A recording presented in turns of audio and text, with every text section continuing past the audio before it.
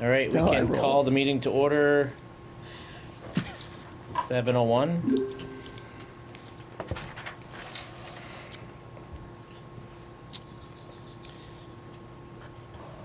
Any adjustments to the agenda? Or are we good to make a motion to accept the agenda as written? I make a motion that we accept it as written. Okay, do we have a second? Ed's See, saying yes. Ed's nodding his head, so that's a second. All in favor? Aye. Aye. Okay. And we have the minutes from April 18th. Really? Thank you, right there. Yeah, minutes of April 18th. All right, guys, made my butt disappear for a minute. Oh. They have lukewarm now. You got it Can't warmed even up have for me, coffee Jamie? anymore. It's like that. That's just amazing. I like that. I'll smell like a Yeah. barn, but I'm here all the time. Hey, that's good smell. That is a good smell. Any edits to the minutes? We can nitpick, but they spelled Andre's name wrong on number 16, but. Oh, yeah. I think we should Audra. nitpick over that. Huh? I think we should nitpick. You think over so? All right. that. My name matters. Anybody have anything else that needs to be adjusted on the minutes? I didn't see anything. Okay, just motion to accept the minutes as amended. So moved. Seconded. Okay, second by Ed. All in favor? Aye. All right.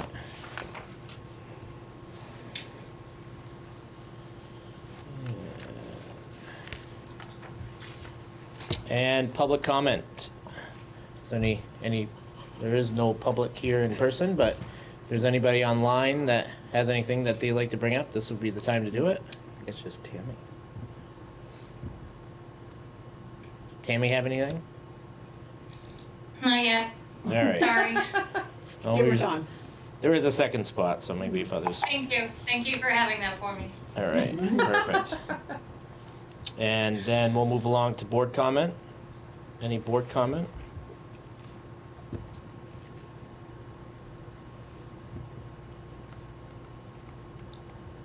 Actually, I just have a quick comment about the busing that's happening in Royalton. Can we just make a general thing that says that R1 will always be 30 minutes late for the rest of the year? So that I don't find out at 5:30 in the morning. You know what? I would love that too. Mhm. I hate the Yeah. calls as well, because I get them at 5:30. Yeah, I'm happy to communicate with them and see like where we're at. it just seemed, the night before, I'm telling the girls, okay, as far as I know, the bus is gonna be on time, and then the next morning, when I'm not milking, I find out it's gonna be late.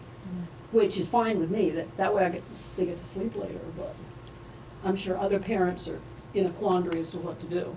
Oh, it sounds like, friends in other communities, the busing is just like, it's getting out of control in all, like, other not just schools and, we It's had. not just our district. We had a game last week that the team couldn't even get here, so they'd cancel it because they didn't have buses, it's this bus epidemic, I guess, of issues. But we can certainly check in and I'm see, happy to. would that make it easier, just to say that the rest For of the the. rest of our Well, lives. yeah, for instance, we had parents driving our kids to West Rutland today for a game, so. Mhm. I didn't have a comment, question. I remember, Jamie, you were talking about, earlier this year about, or actually it was in the winter, about potential, painting going on in the school this summer. And, is there opportunities for middle schoolers to be a part of that as a summer job or? Yeah, have them check in with the principals. We're gonna put, whether it's painting or just helping on our maintenance team, we definitely put students to work. So whether it's in one of our two buildings, or I may even use them in a building like Stockbridge as an example. So yeah, absolutely. Okay. And we do have a painting team together this summer. So if folks are interested in painting specifically, have them inquire with Principal Thomas. Okay, and what I about, have two students already, and Mike Ballou is kind of in charge of that, running the crew. okay, Yep. do we know who might be in charge of the middle school, or does it matter, or? We put them on the same team. They're gonna do Same both team? campuses. Okay. All right, I know my middle school daughter's interested What in. age, Jamie, is that? Over 14. Over 14? Oh, great. 14 and All right. Good to hear. Okay. I was 16, so. Okay. All right. Any other board comment? If students are interested in the painting initiative, who are they to outreach to? Principal Thomas. Great. Just wanted to make sure. Thanks.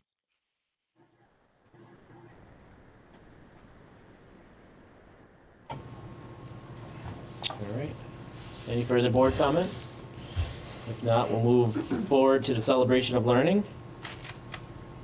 So that's me. We actually had this for the last meeting, but we already had one. So this is Rebecca Force, and they do their own introduction, so I don't really need to do it. And Kathy Fector. They had they collaborated with science and writing and put together this video film festival, which I invited parents to. And this is just a snippet of some of the films, and I just thought what they did was really lovely, and thought it would be a great celebration to learn to share with you. I'm Kathy Fector. And I'm Rebecca Force. And today we're sharing a celebration of learning about Bethel Elementary's student-made documentary film festival, which took place on March 22nd. I teach writing, and Rebecca teaches science to grades 2, 3, 4, and 5. Together, we designed a cross-content unit to bring together students' learning in science with their learning about informational writing. Second and third graders learned the science behind weather systems like blizzards and hurricanes. They researched historic storms and learned how people can protect themselves. In fourth and fifth grade, human impacts on Earth's 4 systems were the focus. Kids researched how human activity is affecting the biosphere, atmosphere, hydrosphere, and geosphere, and learned about the steps we can take to reduce our impact. The students researched their topics, took notes, and wrote informational reports. Then, working in teams, they created 21 videos using the WeVideo platform. Cooperation, flexibility, and growth mindset were essential to each team's success. On the night of the film festival, families poured through the doors and into 4 classrooms where videos were shown. The hallways were lined with informational posters made by the students. The festival was so well attended, there was standing room only. Here's a sample of 1 second and third grade student-made video and 1 fourth and fifth grade student-made video. Enjoy.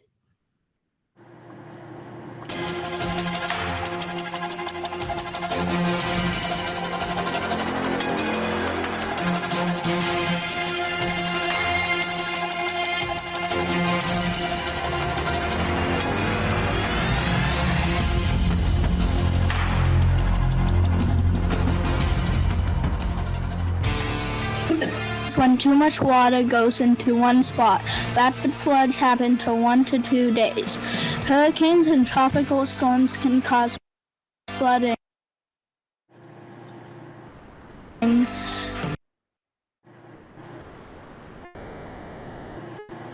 about that.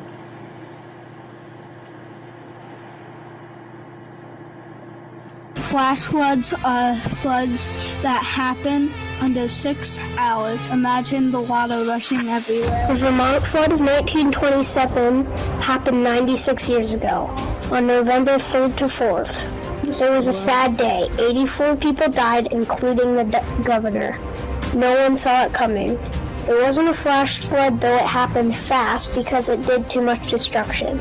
The rain did most of the damage. Also, it rained 9 inches, 9.5 to be exact. That is information on the Vermont flood of 1927. This is how to protect yourself from a flood. Find safe shelter right away. Also, stay off bridges over fast-moving water. Just 6 inches of moving water can knock you down, and 1 foot of moving water can sweep your vehicle away. Do not walk, swim, or drive through flood waters. Turn around, don't drown. That's how to stay safe from floods.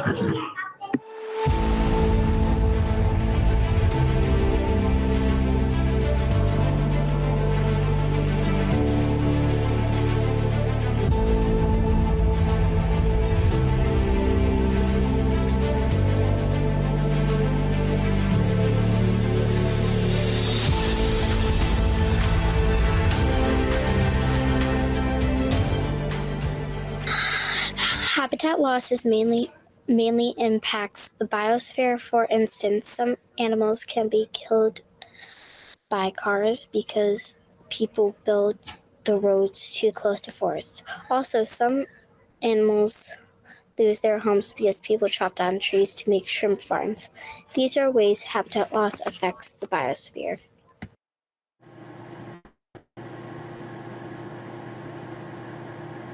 Today we will learn about habitat loss. Habitat loss is a common result of human activity, and it's a term that means an animal loses its home to different things such as natural disasters, deforestation, fragmentation, dams, and pollution. Natural disasters, which are a result of climate change, cause loads of problems, like trees falling down. Next, deforestation means a large number of trees are being cut down to make houses or farms on land that the animals live on. Another cause is fragmentation. Fragmentation is a word that means roads are built in a part of land with a lot of animal habitats. Additionally, dams are a cause of habitat loss because they are walls built in the water to stop the flow of water, which is bad for the sea life because fish like salmon can't move up the river in the spring. Habitat loss doesn't just affect one rainforest. These are the most affected rainforests: the Amazon rainforest, the Cerrado rainforest, and the Gran Chaco. But it isn't just rainforests that are affected. Furthermore, the main countries in habitat loss occurs are Brazil, Indonesia, Mexico, Papua New Guinea, and Rapa. In conclusion, these are the ways human activity results in habitat loss.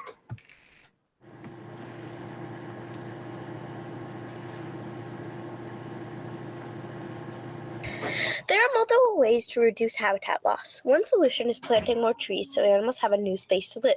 You can encourage your family and friends to plant trees too. In addition, you can learn about habitat loss and teach others about it. This helps because if you teach people about habitat loss, more people can take steps to reduce it.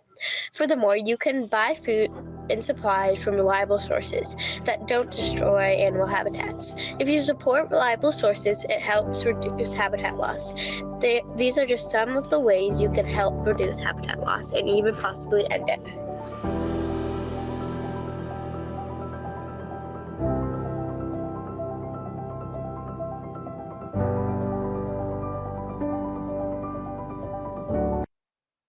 Thank you. These are great. Yeah. All right. Thanks. That was fun. Did a good job. All right, so we'll move on to the superintendent report. I know, I gotta change the order so I don't have to waste follow celebration of learning. But there was a good one in Sharon tonight too. So you have my written report in hand. The other thing I wanted to just update is around the legislature and where things ended. Essentially, they ended with not much done. The Senate and the House in general were just in a different place around the House and Senate Ed committees. So the big one that we have been talking about was Carson v. Macon, and that was around school choice, and certainly could have an impact on our district if folks had to originally designate up to 3 schools. But in general, that bill died in the Senate. It was going to create some more requirements for independent schools that was going to put us on a more level playing field around like how our public schools and our accountability system around public schools would ask independent schools to have the same similar playing field, but that did not really even get taken up in the Senate Ed Committee. So the House was able to pass that bill, and I'm assuming it'll be taken up again next year. There was good momentum for it in the House, but nothing happened in the Senate Ed. PCB did put a 2-year pause to look to increase funding for PCB abatement. The good news is both of our buildings at White River Unified District, we've already done testing on PCBs and we're under the thresholds. And so that wouldn't we don't have to abate, right? But they're looking at increasing funding for schools to help support abatement in the event when schools are above the threshold. And so they did expand out testing an additional 2 years to try to make certain that they can come up with funding mechanisms to help support schools as they find out that their PCB levels may be high. So that was that bill. The other bill was the pre-K bill, early childhood bill. You'll see There was money put in a bill to support families with early child care through subsidy for families. It did not support public schools around increased funding to support full-day pre-K. And so for districts, essentially now all of our districts, other than Stratford actually, is offering full-day four-year-old pre-K 5 days a week. We're still getting a credit at 0.46. And so I know that it is certainly a topic of discussion with the VPA, Vermont Principals Association, Vermont School Board Association, Vermont Superintendents Association, that they're going to try to take up again. Again, there was movement in the House Ed to give a 1.0 average daily membership. It did not get any type of traction in the Senate around trying to come to reconciling a bill. So it didn't happen. And then there's universal meals, which is still awaiting a governor's signature. Essentially, a bunch of these bills are still awaiting governor's signatures, and also the budget. So stay tuned. I do think there'll probably be a veto session. My sense is that what Secretary French had said prior to leaving as the secretary is that it certainly wasn't a policy priority to have universal meals without any type of sustainable funding mechanism other than the Ed Fund. But I didn't get a sense necessarily that it was going to be vetoed. So that's really the bill that I'm keeping my eye on at this point that would have any impact on us is in regards to where that goes. It seems that there's certainly a sentiment that there would be a veto override on a universal meal bill to have it take place. So I'm expecting universal meals to be in place moving forward, and that really the payment of that's going to come out of the Ed Fund, so we should expect that to impact the yield next year. All right. Does anybody have any questions for Jamie? All right, thank you. Principals. So you have our report. I didn't really get into that was Teacher Appreciation Week last week, but we did it up here in RUD, in case you were wondering. I know you were. So we did Survivor all week and had challenges, and so that top picture is in response to some of the challenges. They earned points for different challenges they participated in. So we had videos of teachers doing cheers. We had teachers giving us their baby pictures. We had teachers melding their image with a celebrity's image to try to look just like somebody else. So it was, I thought, a really engaging week and fun. And in the end, everybody got little prizes. And the grand prize winner was Alexis Stearns, who earned the most points. Runners up were Carol Harrington and Jamie Rainville. So we were having a good time. So I didn't highlight that in here, but Mr. Thomas knows we had a good time. Yes. He also has some competitive spirit and was getting right into it as well. For elementary, under our first goal, we have been working and meeting to talk about our most recent academic data report, which is going to be shared in a little bit. But we are celebrating the big successes that we had on our latest assessments we're happy about. And we've been just working on the transition to next year and preparing our transition plans so that when kids move up to middle school teachers are really prepared and ready to receive them and have all the information they need. So that's kind of what we've been doing there. In addition, in elementary, what else did I share? Our primary team put on lovely early learning nights based on the book Duck on a Bike. So all things duck, math with ducks, literacy with ducks, art with ducks. Kids walked with free books. It was on both campuses. I know it's going to come back and build. We haven't done it for a couple of years in person, but it was lovely having dinner and some takeaway books and activities to do with your kids.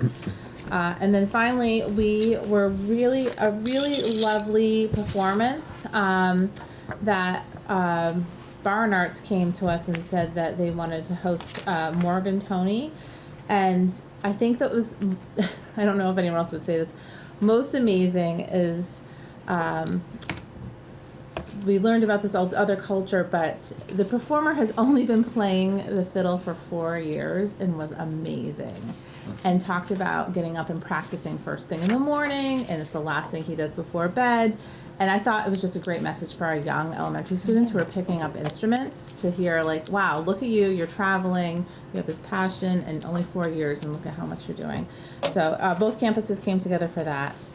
And actually, the final thing was Anne Marie Stevens came. Angela Smith was books about math chickens, and because we have our chicken coop, and because Angela Smith always loves to find things on our interest, she invited this author to come to the Bethel campus and talk about her books. And her 2 new books were released that day, so kids get to hear from her as an author. So that's what's going on in elementary. It's a little bit of what's going on in elementary. So at the high school, just one of the shout outs to Shane Oakes and our Lead 'em Up program. We were highlighted in the Lead 'em Up website, and so that was kind of interesting that we're kind of the project school for starting this program for discipline in the whole school, not just through athletics. And so our discipline has gone down 82% in behavior referrals since the program started. So that's kind of a big shout out for the program. And it's really just looking at the positives in like building that school community. And so I think it's been just a great program to establish in our school. Another thing we just finished on Monday was our science Vermont CAP testing. One of the things we had at our faculty meeting we talked about is we really need to do a better job as a school to sell that and the importance of it. And so some of the stuff we talked about in the faculty meeting was, my goal is to be the best school in the state of Vermont. And that's quite a big goal, but we talk about that a lot. And I talk about that with the kids, students, staff. So in order to be the best school in the state, we have to have good test results. So that's kind of an important thing. When a student takes 8 minutes to do a test that should take an hour and a half, that's really not giving his or her best effort. So we want to discuss and I figure I should pull those kids in and just talk about what it is and why it's so important in our school. And so if we're going to be the best school, that's important. Also recruiting, that's really kind of a unique thing. If we show high test scores, people want to come to our school. I'm excited to say that we have 7 students signed up to come to our school from FBUD right now. And that's one of the highest that it's been ever. So I'm really proud about that, all the effort that we've done to create that. It's hard to use data when kids don't take it serious. So if they're taking the test, the results aren't really that important to us because we can't really figure it out to see what we can do to improve if they're not taking the test serious. So we want to emphasize that. And again, as a community member and taxpayer, those matter. Those test results matter when you look at those. And so it's really sad to see these bright kids that aren't putting their best foot forward. So I think as a staff and maybe as a group, we should figure out ways so that it is important and maybe an incentive for them. A lot of times I hear from kids that, it doesn't matter on my grade, so it doesn't matter. And so if we can somehow hook that to a grade too, that wouldn't be a bad idea. So anyways, that's our report. All right. Yeah, it's almost like test taking is a proficiency. Yeah, I know. It's kind of a skill. Yeah, it is a skill. One other thing at the high school, so the community part, again, I think it's always exciting for me about the community in our school. And you can see there's a few kids with some awards. Dylan Slack went to the Big E, and his cow came in first place. I think that's really exciting. Our track and field, we had an event out here, or just the field events, which was kind of neat. We had 2 girls from the softball team go up to Tunbridge and umpire a game, and I think that's so awesome that we're giving back to communities. And so we have continue to have guest speakers in our school. And anytime you can bring a community member into our school, I think is really important, or anytime that we go out. We just had our last outing for the school year, and again, that was really great to see our kids going places, to the Venn Center, went kayaking, went disc golfing, hiking, foraging. And just to be out in the community and represent our schools is really great for our school and community. Great. So I think the next part is the academic benchmark report. If you haven't taken a look at it, I'd love you to take a few minutes to look at it. I think the highlights for me are that we've just, our teachers are working really hard and it's paying off and the kids are learning and making great gains. You know, one of the big celebrations we had is that our kindergartners are ending the year right now higher than our first graders started the year this year. So it's just gonna keep building if we keep this momentum. So feeling really good about what we're doing and how we're doing it, and we're gonna keep working, but feeling like the progress rates are wonderful, so.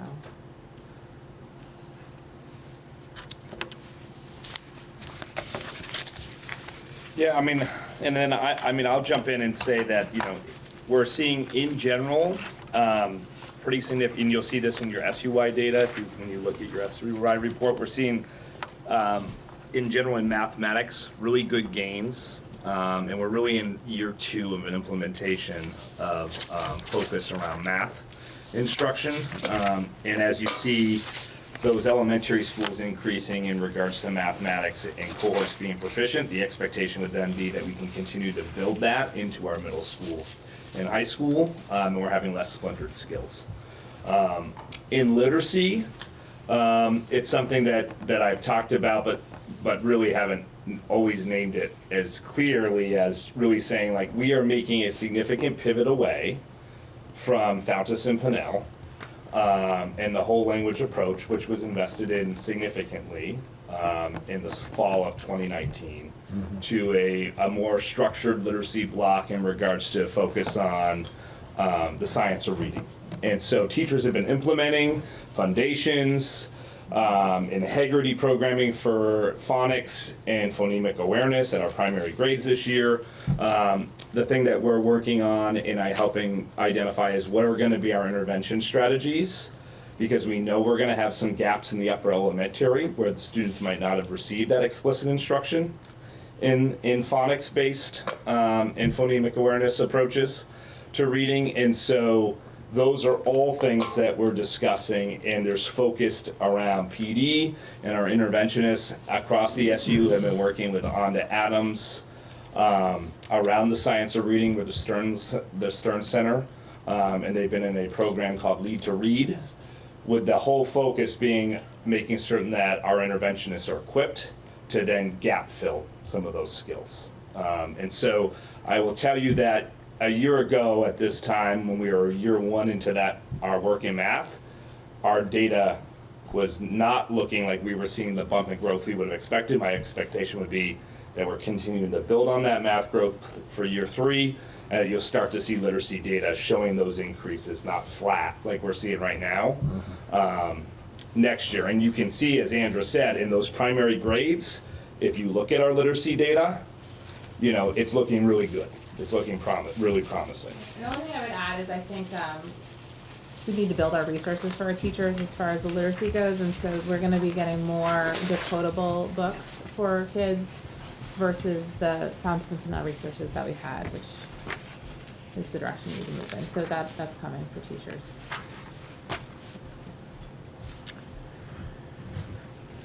All right.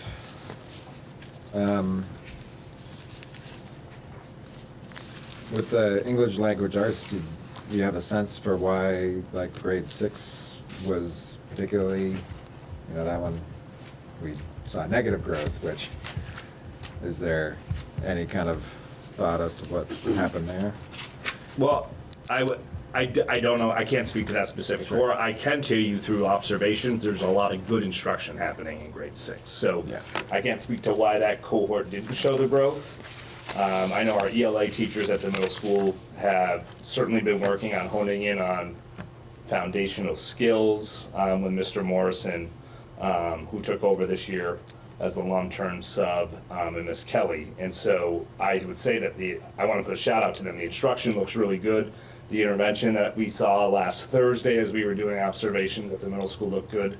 So, you know, I do think, though, there's a piece to our upper grades and what we're seeing across the SU, is that I do believe our lack of focus on some of those scientific approaches to reading is impacting comprehension because some of our kids are not as fluent with multisyllabic words as we would like. And so making certain that our kids are more fluent, I do think we're going to see those close reading passages, which is what this assessment does. A lot of assessment on timed close reading passages for comprehension. And so if you are struggling to be a fluent reader, you are going to struggle to be successful on Track My Progress. And so the idea being that we're helping intervene to give those kids those strategies so that they become more fluent readers. This is not just a 6th grade issue is my point, right? Like, I believe it was a curricular issue that we had. I also think it's worth mentioning, I don't know, we had our math PD meeting this afternoon, and I think some of my 4th and 5th grade teachers are frustrated with the math progress, and it is hard when kids have missed those foundational skills that maybe they missed during COVID to undo some of that. At least that's, this is what they were saying. You're right. So I don't want to make excuses for it, but I also think it's the elephant in the room that some of those kids are suffering from when they've missed that. Yeah. It's really helpful to be able to get, it's nice having the 3 testing windows and getting to see this kind of progress through the year. One thing I was kind of curious about, you can tell that it's providing some feedback about individual proficiencies too. And as we switch to our proficiency-based report card, I'd be curious how we're seeing our report card results compared to our testing results for proficiencies. Like when a teacher gives a 3 or a 4, for like how does that compare to what we're seeing in the testing? So, like, is that something you guys have looked at all, or? I think we'll start to look at it now that we have clear proficiencies. Are the proficiencies pretty well correlated between the test and what we do on the report card? Yeah. Yeah. So that was one thing I was curious about, and the other thing I'd be curious about seeing, which maybe is not the same report as this, but something like just looking at our intervention and how effective it is with test results, like what percentage of the kids with intervention saw, and like how much growth those kids saw compared to the rest of their cohort. Yeah, I do think, Ray can correct me if I'm wrong, we're moving to a new data warehouse called EduClimber, where it'll be one-stop shopping, so it'll have, it'll essentially host all of our data, including our students who are on intervention plans. So that example, that type of report should be, I think, Ray, when we're implementing it with Fidelity, much easier for us to be able to pull. TMP's in there now. Yeah, but I mean, like, it'll flag kids who are intervention. I just want to look at that subset and see how much growth there is. Yeah, I don't think that's easily done right now. Right now, it's not easy for us to do, but once. Intervention group. Yeah. Right. Individually, we can do that easily enough because we have targeted intervention plans for each child who's receiving services, but I can't necessarily look at them as a cohort. But we will be able to, within EduClimber here, a year from now, that report will be easy for us to generate, which I think is important data for us to be able to look at. Particularly if you can look at, you got your different levels, tiers of intervention too. So. Does anybody have any other questions about or comments about the data report?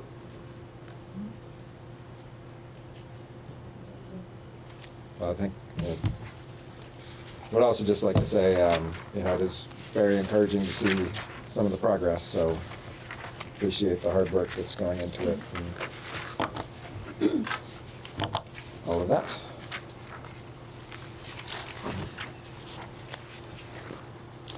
All right, business manager.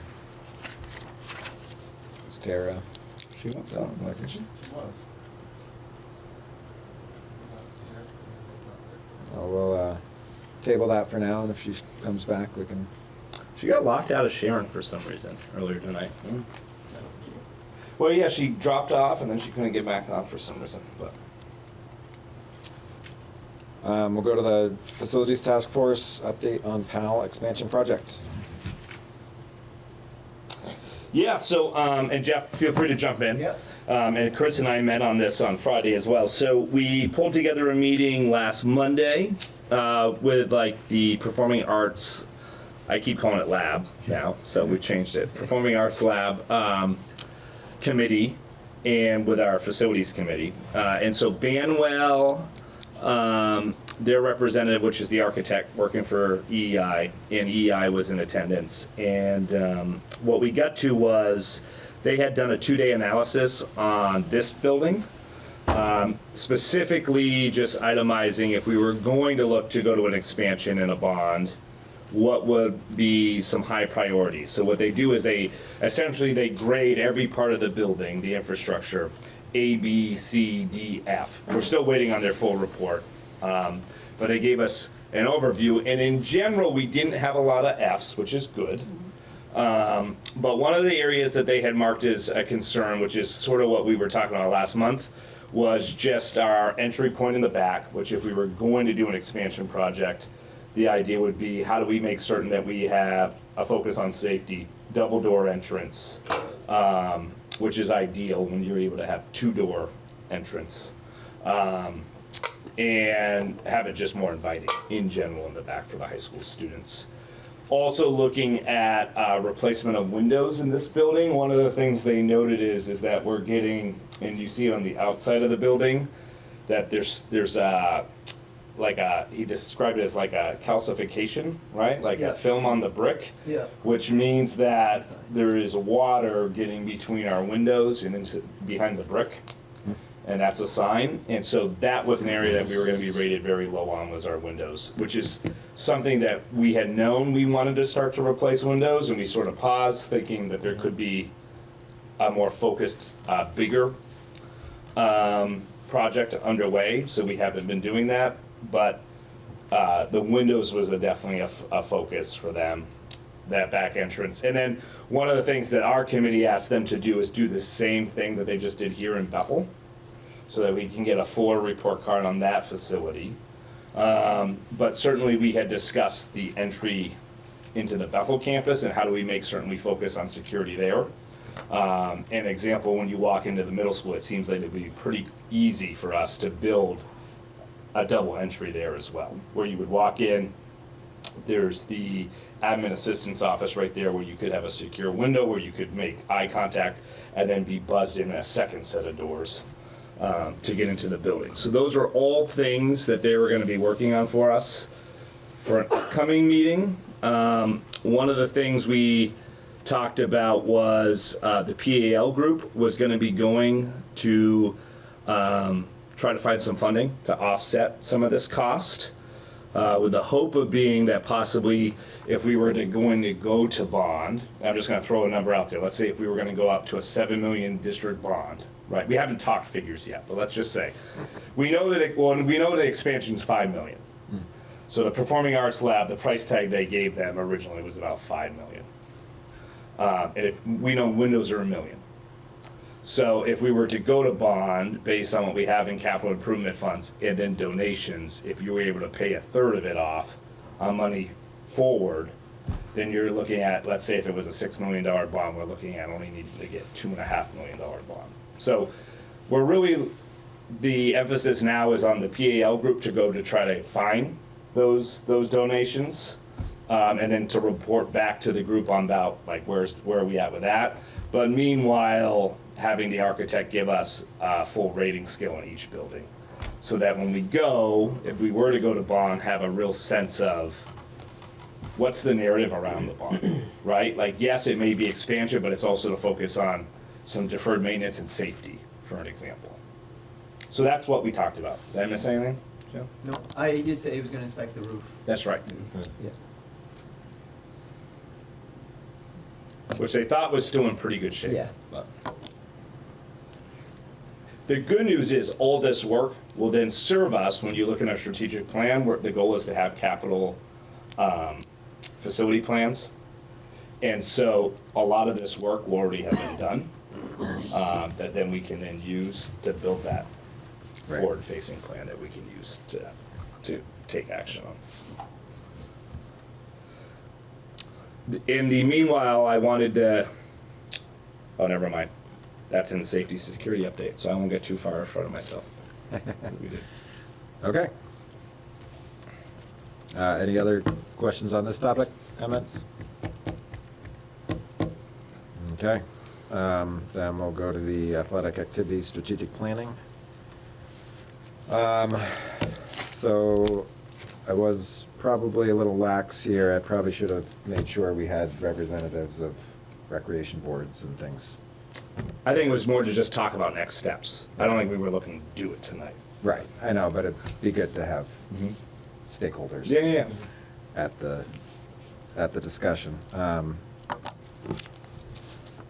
So, Chris, this was a subject you Yeah, kind of no, brought I- up, so if you wanna. I mean, I kind of wrote down, I mean, basically like 3 questions at this point is, we talk about, as we just did with our academics, right? How do we measure, how do we, what does success look like? So, academically wise, we can look through reports, but athletics and the arts wise, we have maybe some different ways, maybe look at a banner or maybe, something like that. But how do we measure success in our arts and athletics department? And then also, what does success look like, right? I mean, success can look many different ways. It can look as, you go, wow, you got all these banners and trophies, but it could be, wow, I can't believe you're getting, pre-Kers involved in this aspect of athletics or arts early, So how does that look? And then I think more importantly is how does our program align through all the ages? And I think that's the biggest disconnect that we have right now is that we do not have an alignment, from kindergarten all the way up through 12th grade, or a consistent alignment. So, what does that look like? And I think that would be something that would be, exciting for our athletics and activity directors and maybe the principals kind of figure out like how can we say that we're successful or once a year as a board sit down and what direction do we need to go in or how is it working for us or those types of pieces. And I mean there's I don't want to say maybe a task force, but it would be nice to maybe put together some sort of subgroup to meet to, maybe present to the board, in a few months or, what would be, how that might look like in our 2 campuses and our Sure. K through 12 programs, so. Yeah, as I've been thinking about this more since it was brought up last month. I was thinking about, I think Chris is right, we've done a really good job of naming some of our academic achievement goals, like our visioning around what we want, right? And then we've set benchmarks around how we're going to measure it. And when I thought about athletic and activities, like what are our benchmarks for participation, for example, right? Like should we be setting a goal of we want 80% of our student bodies involved in some type of activity, which could include clubs, athletics, right, the arts, I think there could be a way to set some goals and then have some criteria that we're using to measure and that you guys are getting annual reports on, what are our participation percentages and things of that nature. And I agree, part of it too could be strategic planning around how are we gonna have vertical alignment? Is one of the goals gonna be that our high school students are partnering with our rec programming, and there could be actionable tasks there around high school students are going to officiate at our youth programs. So as you got talking about it, I did start to think more there could be some strategic planning around just that with the start at what are our ends, and then we start to build those tasks of how we get there.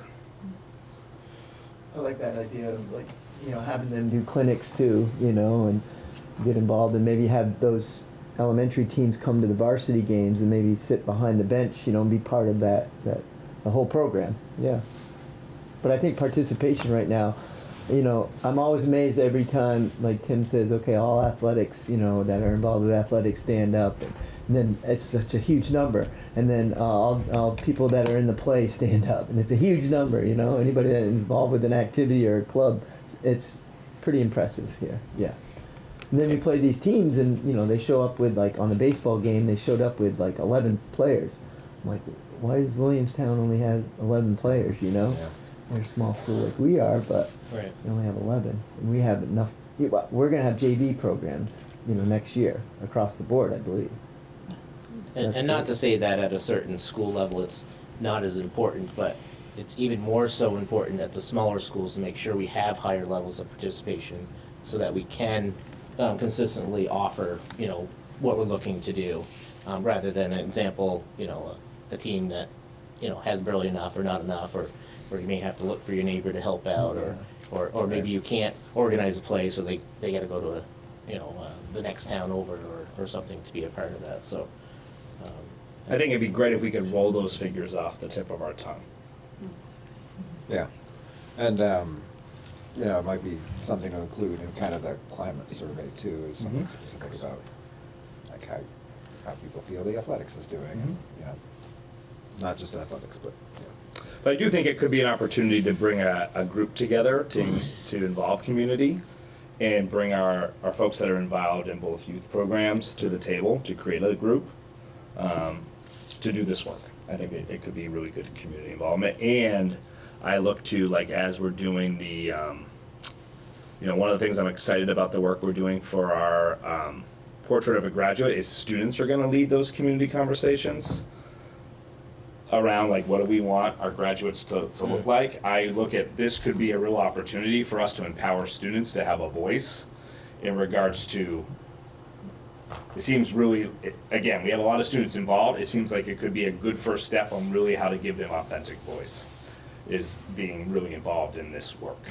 I know Tim and I talked about like an athletic council or a group to get involved so that they recognize students. Like one of the things I tried to do this year was, somebody that scores their first goal in soccer, as a student here, and then plaster their locker with a sign and balloons and stuff, say congratulations on your first goal. But that should really come from students. And that same student group, because they're leaders, could also lead in that some of this work as well. And I think one thing that I really like that we've done, and I think probably Mr. Thomas probably takes most of the credit for this, but, the branding, we see a lot of branding out there right now, and I think the more we can advertise our school, t-shirt, sweatshirt, whatever it is, because you go places, and people, you're starting to see other people have that merchandise, maybe, secondhand or somehow, So it's really getting out there, and it'd be nice to continue to do that with, the arts or, things like that, so we can, to keep the branding going and spotlights on things, even as small as it maybe a smaller individual achievement, but also, team recognition and plays and things like that, so. Yeah, Grandstand Apparel has done a really good job with some of the t-shirts and stuff. I mean, the music department has that tie-dyed shirt now. It's really classy. I guess, Friday comes and I can't wait till Friday rolls around to see what all the every new t-shirt that's going on in school. Did you just say classy tie-dye? Classy tie-dye, it is. I love that, yeah. Classic. I'm thinking we gotta switch our school colors to tie-dyed. I don't know if that's possible, but. Good thing, Grandstand Apparel. But those are usually the first things that people from outside our schools see that attract them to want to get more information about our school, right? The sweatshirt, the t-shirt, Yeah, when we have kids shadow during the day, I always try to hook them up with some sort of swag, so they go back to their school and wear it. And, yeah, and it'd be another kind of way of getting people into our bit, like if we have a clinic and get people from Other schools Other to join schools to would be join. great. I think that could be part of the action plan. Yep. And another part would be like, right now, a lot of the signups kind of happen through the school where a handout goes out and then they get collected, so like how are we facilitating that sort of stuff as well? Well, what would be the next step here? Do we want to make a sort of task force or community committee, which would involve the rec boards and everything else to talk about this? Or, Yeah, no, I do think pulling a committee together makes sense. I wonder if we could form it officially next month, because we could do some reach out. I'd love to reach out and gain some interest, then we could come to the board and say, here's what we're suggesting and make up for a task force B. And then you guys could, does that make sense to folks? I also think it could be really good summer work. Okay. Sounds good. So you're gonna reach out, or I can. Between Jeff and I and Tim. Yeah. Okay. All right. Sounds good. All right, then Tara's back, so can hear from the business manager. Good evening, everyone. So you have my report, which outlines what's happening in the business office during the month of May. I'll answer any questions there. Otherwise, we can move to the Q3 projections.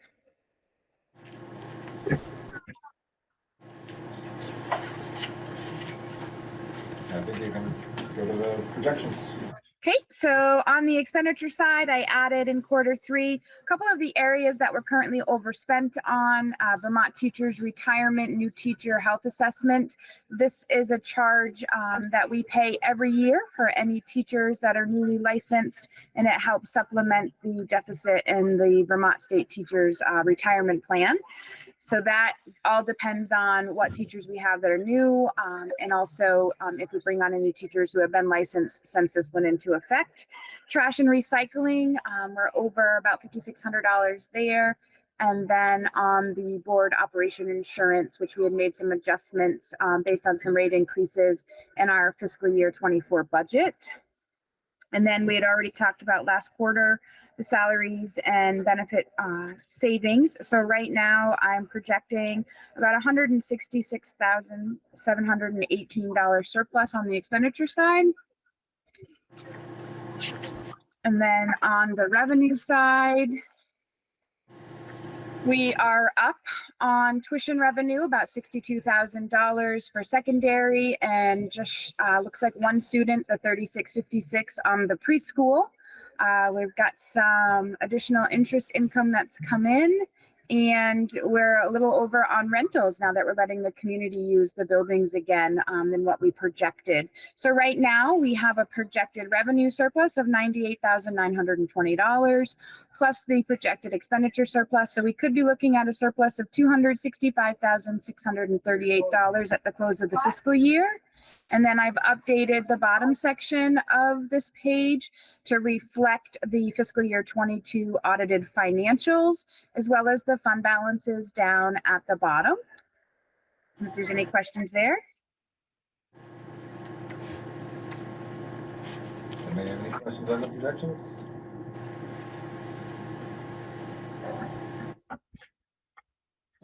No, looks good. Thanks, Tara.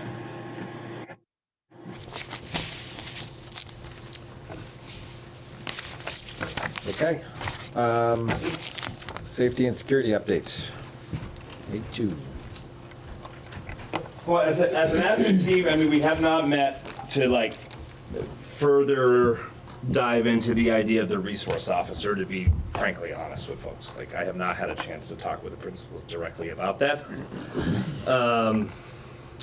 What I would say is, I think fostering strong relationships with local PD is really important to us. State police, sheriffs, Royalton PD.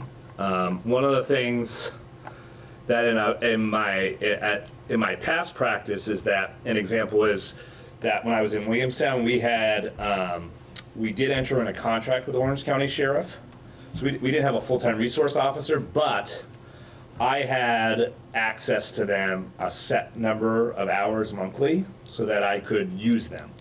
And so I would, at times, they would have a presence in the school, whether it was helping co-teach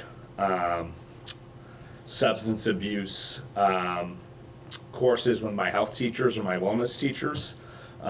Also, they were sometimes part of my target intensive social emotional team meetings. Also helped me, support me with some truancy work if I was feeling really stuck. So as I got thinking about this idea of resource officer, like, you know, I like in the past, we did have an actual contract, and that was actually pretty helpful to have something in writing and an expectation that if we needed them, they would report to the school.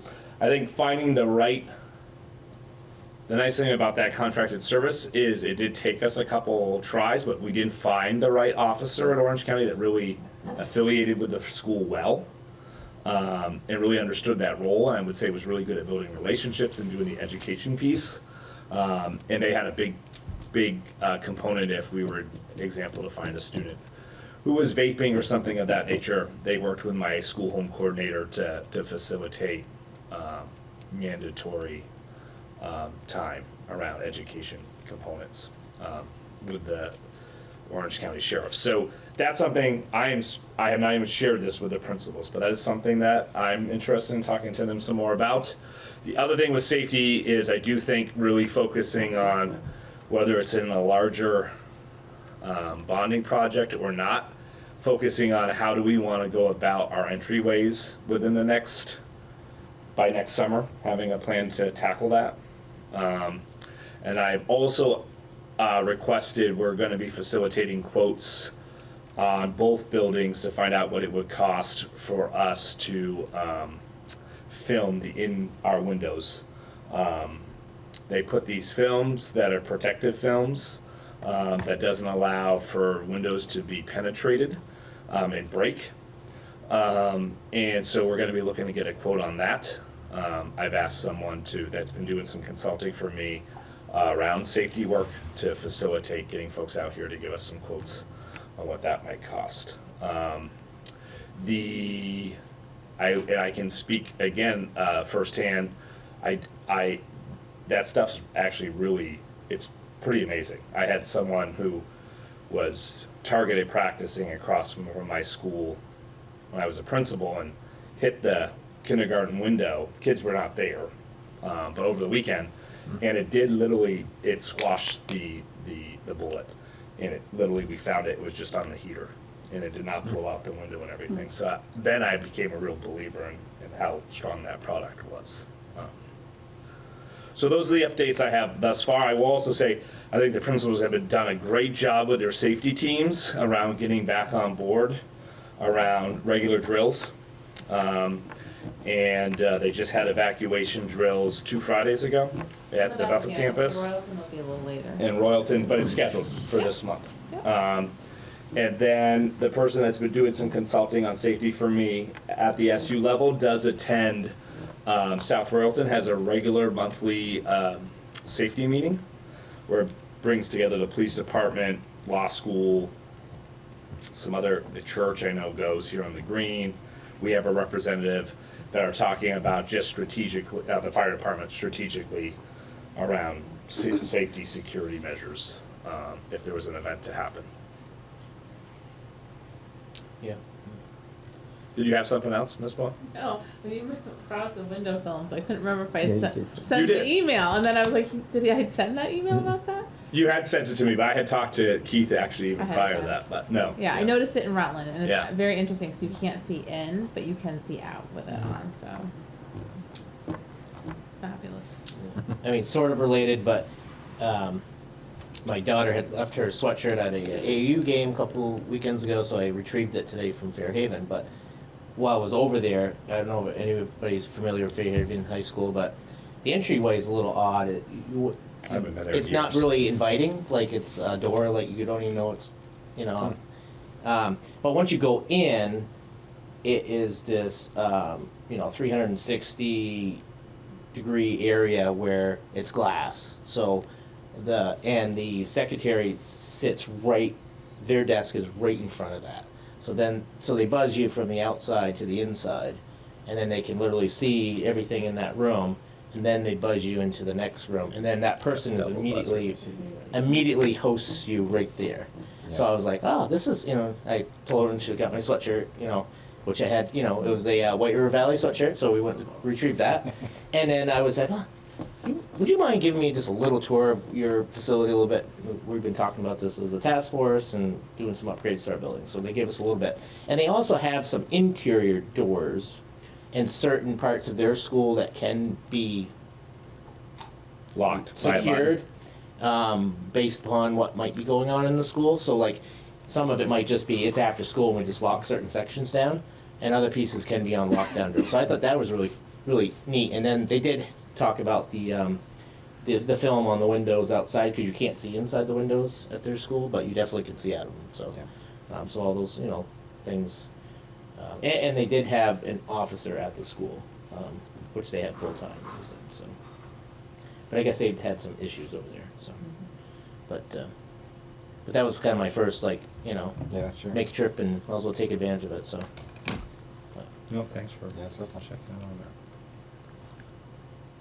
I think just a lot of our buildings just old. It's obviously needs a secure piece of it, but Like all of them are. the doors aren't really energy Yeah. efficient. Let's put it that way. So, And they were built before this was. Yeah. Yeah. concern. So I think it's kind of a good time to do both.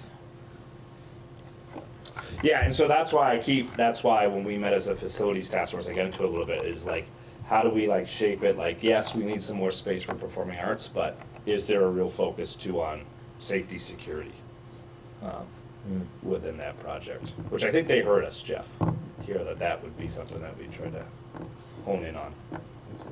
When you were talking safety too, like we invite Oscar and Loretta to dances, to anything that we're doing here at school. Josh Pauly just sent an email to Loretta saying that they're going to do their next concert's going to be up on the green, and they're going to leave their equipment there. Just so you know. So we do have a really running communicate. We invite them to cookouts when we're doing a barbecue for the school or something. So they're around, and I think that's really important, right? They're part of our school community. So. Did you happen to look into the grant opportunities? I did. Oh, yes, thanks. So Chris talked to us about the COPS. I think it's called COPS, right? Yeah, I think something like that. And so we did attend the webinar. We were right up against the timeline. It was May 10th. And so I wasn't able to pull anything off, but it's a running grant opportunity. So it is something that we could look to pursue next year, which the timing could be ripe, because essentially it's a $500,000 grant that we would have to match 125, is my understanding. But it could time well if we can use it for infrastructure upgrades and supporting coverage from police and supporting training. Technology. So security cameras, things of that nature. Yeah. So that is something, we were a little late to jump on it this year, but again, it'll be available next year, and I do think it's something we'll look to pursue. Go ahead, Ed. Yeah, that was what I was going to actually ask about, was if we would have an opportunity to perhaps get some cameras in place as a secure measure too. Yeah, we have some cameras. One of the things we're looking to try to do, though, is bring all of our cameras upline so they can be accessed off campus if needed. And so that's best practice in general, right? We'd want them web-based so that if there was something happening in the building, that folks could access cameras not just on campus, but off campus as well.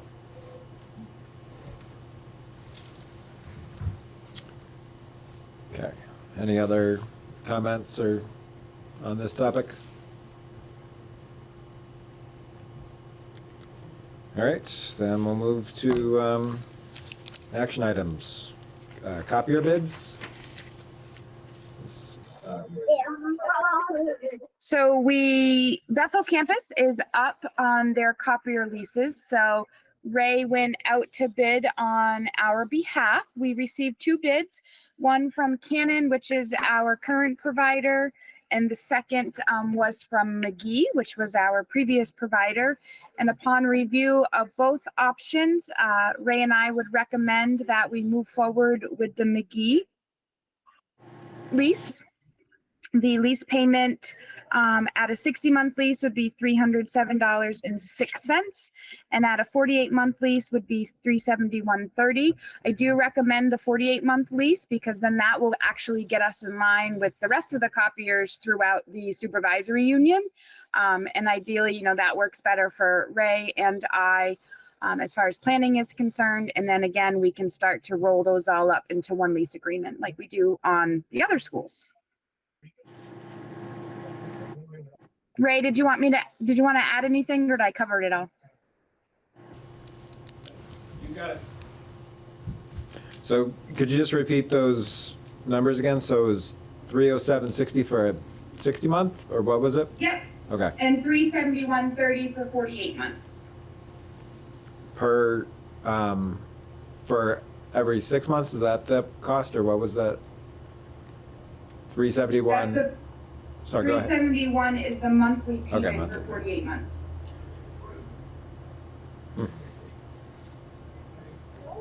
Sounds like a car payment. Yeah.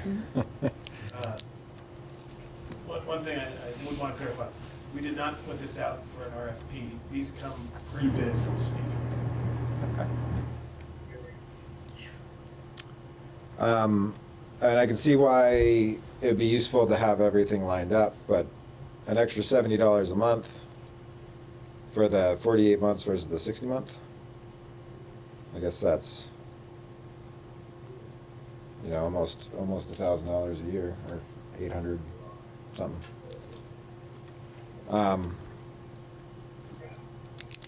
But I mean, I guess it'd just be for a short amount of time. Doesn't seem like it's really that big a difference, because if you're going 2 more years, or whatever it is, 48 months to. I think it'd be 1 more year, yeah. Yeah, 1 more year.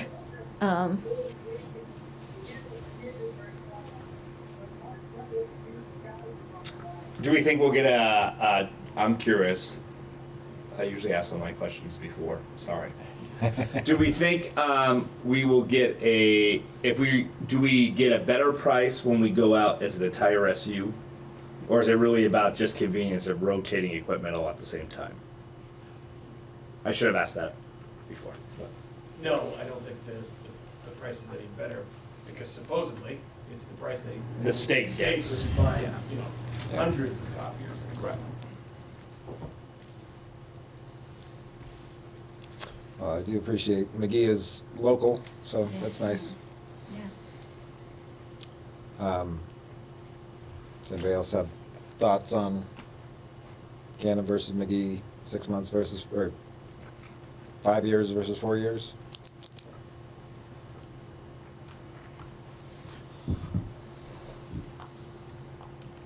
Nobody? Well, we need to make a decision on which one we want to do. What's that? What'd you say? I said the extra money where it's a state contract is going to be the same regardless, and we're not going to be able to leverage that into one better contract. I'm hesitant to spend the extra money, I guess.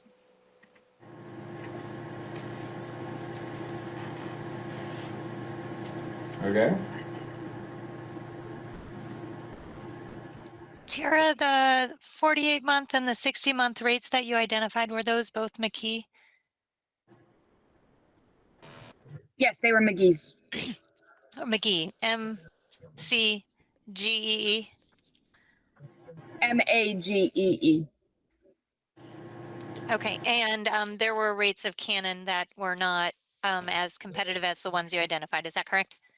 Yes, Cannon's was $389 a month for 60 months and $375 for 40. Sorry, switch that around. $389 for 48 months and $375 for 60 months. The nature of my question was just to educate board members as to the difference in the I'm borrowing Ray's words. I can't get as eloquent as he worded in the state pre-bid contracts. I hope I got it right. Okay, well, I would entertain a motion to approve one of the options.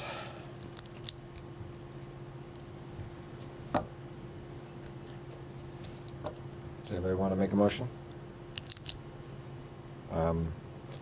Sure. I make a motion that well, actually, I'm not sure. I'm still struggling with the math, thinking about it.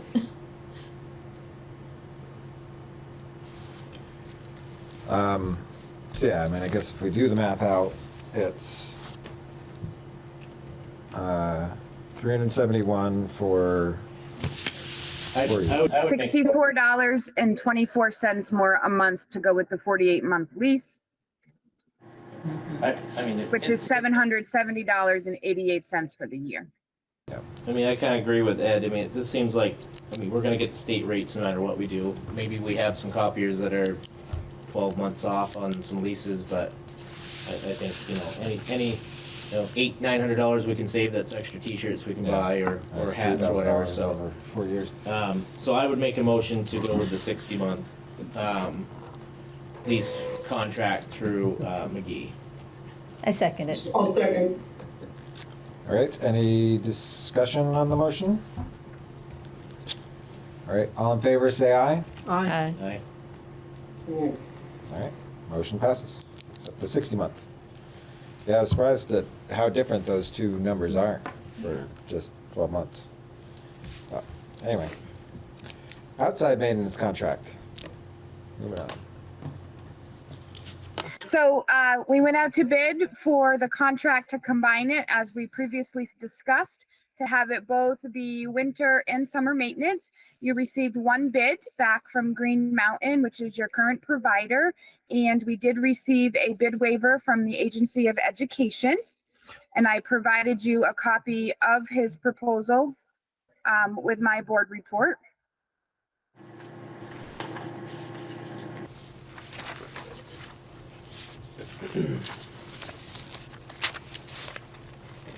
This looks like it's pretty much in alignment with what, it's not like you jacked the rates up a lot. No. So I guess the question, not seeing this last year, the services that are included in this, is this similar to what we're currently getting? Because, or is, are there, I did see in some areas, he said, you know, or he or she or whoever puts together, you know, that this was a new service, like weed whacking or something. But, you know, I was looking at, you know, there were things about set up and tear down of, you know, basketball cages and painting lines on soccer fields and stuff. Is that something that we have been doing, or is this something that? The painting has, yeah. Okay. Yeah. I Just would trying say to- that the bid was much more comprehensive than I've ever done before. We tried to get, you know, as far as the mowing, we try to get much tighter about our expectations around mulching, weed whacking, just making it look really clean and crisp. Does that make sense? I'm a stickler for weed whacking. I wonder why. You wonder why, right, Peggy? So Chris, we tried to, so we could really hold folks accountable. Yeah. With some things, we got really specific, but. And then being that it was a bid process, I know we received only one bid, but why did we have to go through the Department of Education to get approval on that? Yeah, Because when you only get one response to a bid, you have to aask for a bid waiver. Huh, even if you had an RFP? Wow, that's weird. Okay. What does this compare to what we budgeted?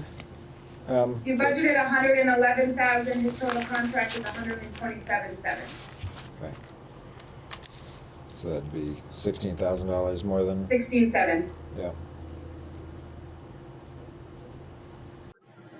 And with this being a multi-year contract, you can see that he says per season cost will increase 3% each year. So we'll know a projected increase that we can do for budgeting for the next 2 years. Did we get any feedback from anybody that didn't bid on why they may not have a number in? No? No?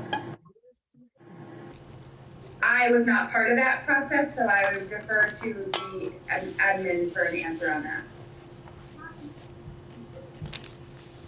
I was just wondering, because sometimes someone would say, I would have done the lawn mowing only, but didn't want to do the paint or, you know, some of the other stuff that comes with it. I think we were asking for something very different than we've asked for in the past, which is 3-year commitment. So that could have changed the. Yeah. right, yes, The right, draft. we've never packaged both either. We've never done that either. Yeah. But the goal was to get to a place where we're thinking ahead and not. Yeah, no, it's nice to have costs are going into a budget cycle. So we don't mind it like this year of being over budget before the year starts. Have to understand that over 3 years, you know, this is gonna go up $12,000, you know, over 3 years. you know, it's already 16 or 17 over and it'll be 30 over by the time we get there, you know? From Right, what we but we haven't- initially did, right. yeah. Now, do I understand correctly? This person is the incumbent on a lot of these services already? Was that what you said? Yes, he did both your summer and winter maintenance previously. And we've had no issues with any of the services. He's rated satisfactory or better on everything he's done for us.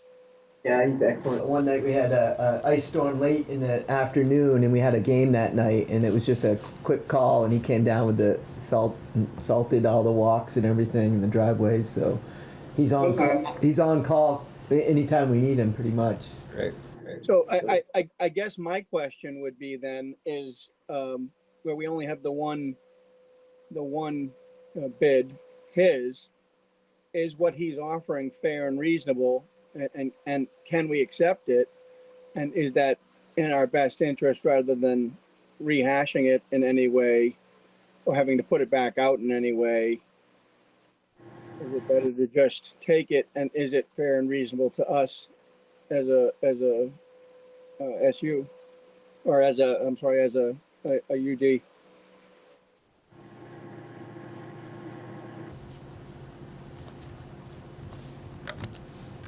I don't know what landscaping and all this stuff is like out in the world in general, but I do know there are organizations that might bid, and with the fact that it's very hard to get people to work for them and commit to all that time, we've got somebody willing to commit that apparently nobody else is. Grab them while we can. Yeah, I agree. To say what was presented was actually impressive, and if he's performing satisfactory or better, and we don't feel that we're being gouged, we feel this is a fair and reasonable offer that he's made to do these services. I was thinking what I think I heard Peg just say, which is, a bird in the hand. We've got somebody that's willing to do good work at a reasonable price. Is it worth giving it the consideration right now to keeping this person doing good work for us? And we already know that the costs are going to go up, and that's probably going to be what we deal with regardless of who we enter into an agreement with. Is this first raise, this first year, just the cost of doing business and keeping our best contract in place with our best vendor for this service? I mean, that's worth thinking about. I think there's no doubt that he does, or the business does good work. I do know from being my short time on the board that they have not always been the lowest bidder, because they have been higher than the average person. And then just kind of looking through some of the clauses here, I mean, they have quite a bit built in here on risk. I mean, not to exceed $7 a gallon. That means that their costs are assuming $7 a gallon right now, which, if diesel's $4, then, they have some money in here, so, I'm a contractor, and I know how this all works, but, I don't know, I think it's too expensive, but, I don't know if you get anybody else, if you advertise it or not, but.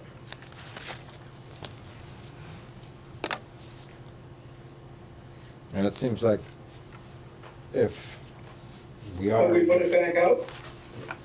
If we are dissatisfied with the service, we can renegotiate for a price or whatever. Like if, we have just gone through a period of inflation, so if things go back down, we can. Or could we just make a motion to accept this contract for 1 year and dissolve the 3-year thing in hopes that maybe we get some more competitive bids next year? Or because they say it's for 3 years, but they have all the contingencies in here. So if Typically, what I would do is put a 60-day opt-out. So you'd accept it. Like, example, in our transportation agreements, we have a 60-day opt-out that we can exercise. And so we went out to bid for threes. I mean, what I would say is that you would reject the three-year bid. And then you'd empower us to try to negotiate a one. Our attorney would tell me I need to put it back out to bid because we didn't put it out to bid for one. And other Right. folks maybe would have bid. Well, yeah, I don't know. That's why I'm just kind of wondering, because it's, there's a lot of risk that's been associated in the cost here. And whatever this is, 3 years from now, it's $12,000, $13,000, $14,000 more. So if we keep it. Tara, when we budgeted for this, what percent increase did we do compared to last year? Do you remember? I should have looked that up.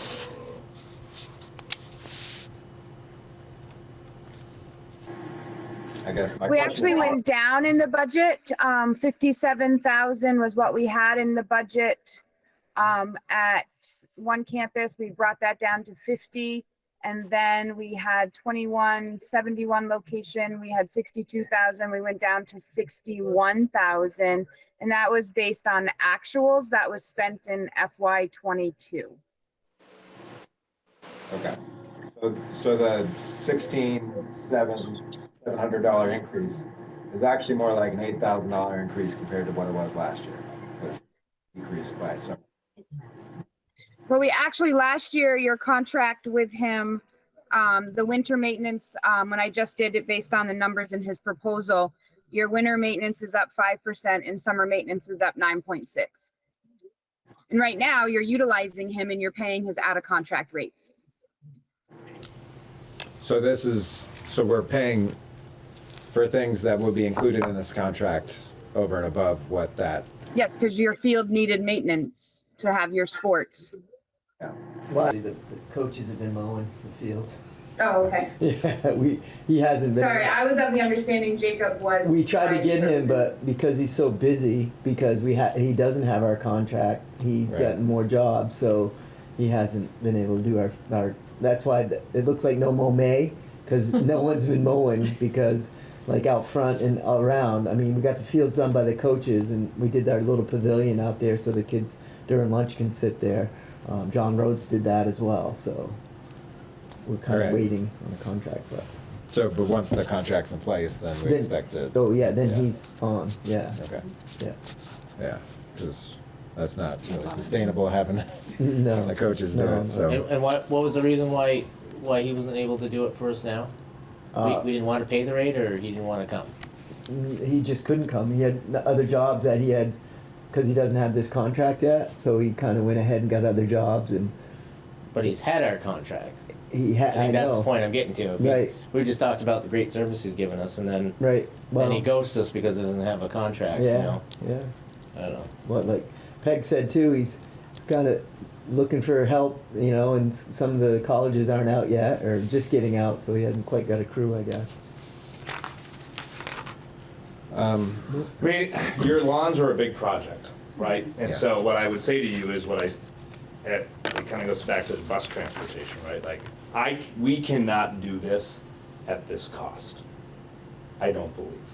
And Right. so I would say to the board that I think we're gonna need a contractor. And so whether we accept or reject, I would say that's the route we should be going. And so we just gotta figure out what we wanna do in regards to that. yeah, I mean, it is higher than I would prefer, but I'm inclined to go ahead and accept this. We know it's good service, kind of lock it down, at least pending some of the contingencies, and have some certainty going forward. I'll motion to accept the bid as it stands. I'll second it. Okay. Any further discussion? The motion that's been moved and seconded? Okay, all in favor, say aye. Hi. Aye. Any opposed? Nay. Okay. The motion passes.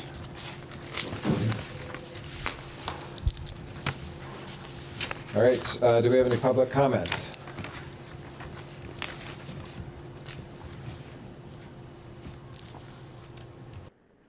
Hi, this is Tammy.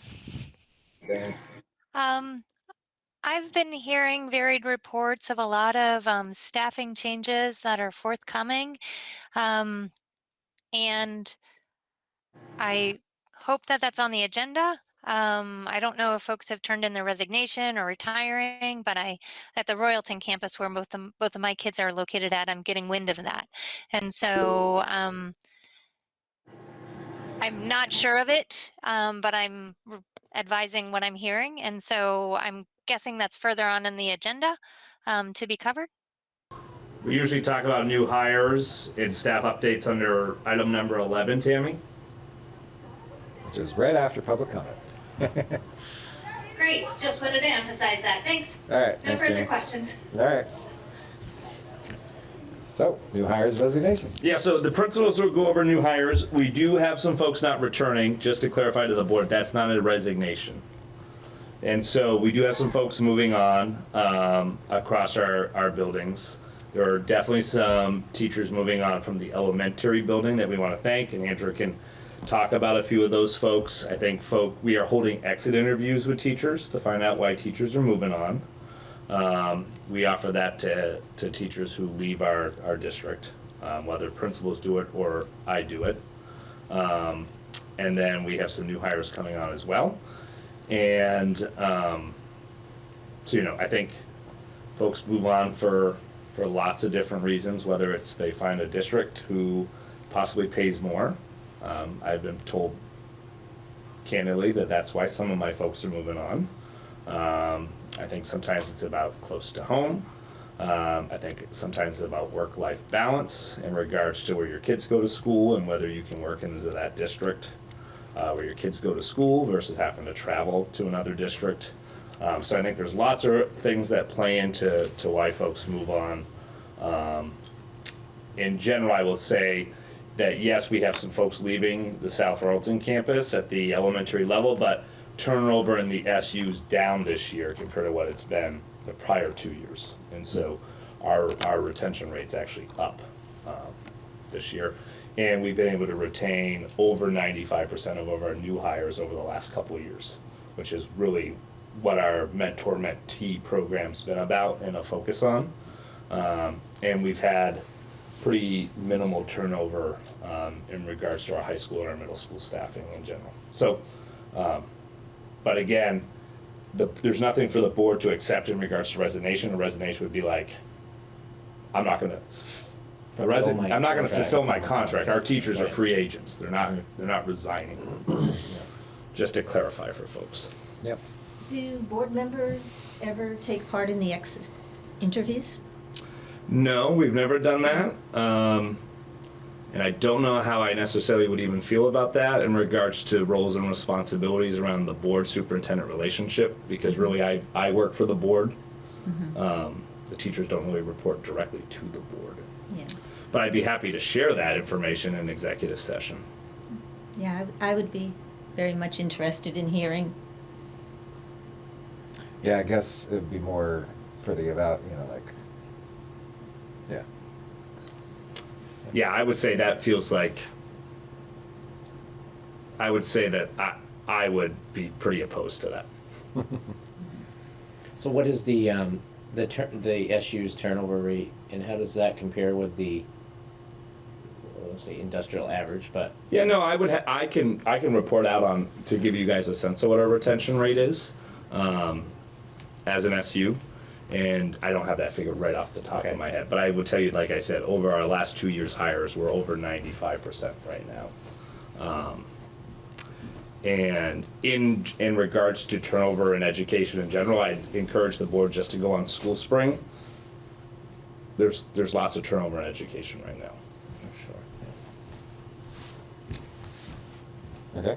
Well, you want to tell us about what's going on? So I'll start with moving on. So we know that we've received word that Tracy Gardner is going to be moving on. Monica Farrington, both are going to be on their kids' school schedules. Hope Yeager is moving on to a place closer to home. And Jim Hewitt is moving on as well. And Rebecca Forrest as well. We have already hired, and I think I already mentioned in our last meeting, Alyssa Castellini, so she'll be joining us. Also, Tiffany Bates is coming to us, so we're really excited to have her. She wants to be here, be on her kids' school schedule. And Melissa Wilson is our most recent hire, so we have a lot of new energy coming in and people who are really excited to be here. Yeah. I don't know if Jim solely did it, but one day when I was during the day I saw him out there with the little ones doing the gardening outside. So I think that really looks awesome. I think they really did a good job. Plus it's it's a nice thing to teach and for them to get some practice doing. So and they all seemed like they were having a great time. So. So have all of the elementary positions been filled? We're waiting to hear back on one that Superintendent Canardi offered a position to. Yep. So, and then beyond that, I have just one more elementary teaching position to fill, potentially. And then we'll need to work on the librarian position for the Bethel campus, because Angela Smith is moving on, so that's middle school and elementary. And replacing Jim. And I think that's it. Yeah. But I haven't advertised for all of those because some of them are just recent, within this week. Yeah. And then you have some. Yeah, at the high school, we hired Noelle Wolf for our physical education, high school phys ed, and in the library, Stacy Rupp has been hired, and then in the works, we have somebody replacing Liz Ray, who will be leaving, and in art, Abby Goodrich has decided to move on, so we're looking. We actually interviewed in Jamie's meeting with these people, so. Okay. Do we know if there's any turnover in the middle school? We had Jess Gordon did not return after coming off of her leave of absence, and so we were able to hire Dan Morrison, who's been our long-term sub. Mm-hmm. He's going to stay in place there, and that's it. Besides the library position. Instead of the library position. Yeah. Okay. I don't think we have any other future agenda items. I guess we'll reconvene on the athletics activities planning. Yeah, I think, certainly the facilities task force is going to be a standing agenda item. Mm-hmm. And your data report next month is social emotional. So some of that social emotional data that Principal Thomas was highlighting there you'll get to see it. Okay. Broken down. Okay. Our next meeting date is, it's listed wrong there. It's going to be at 7 p.m. instead of 6:30. Oh yeah, I gotta get that fixed. Sorry about that. So Tuesday, June 20th, 2023 at 7 p.m. at the Bethel campus. And that is the end of our agenda, so I would entertain a motion to adjourn. So moved. Second. All right, thanks everybody.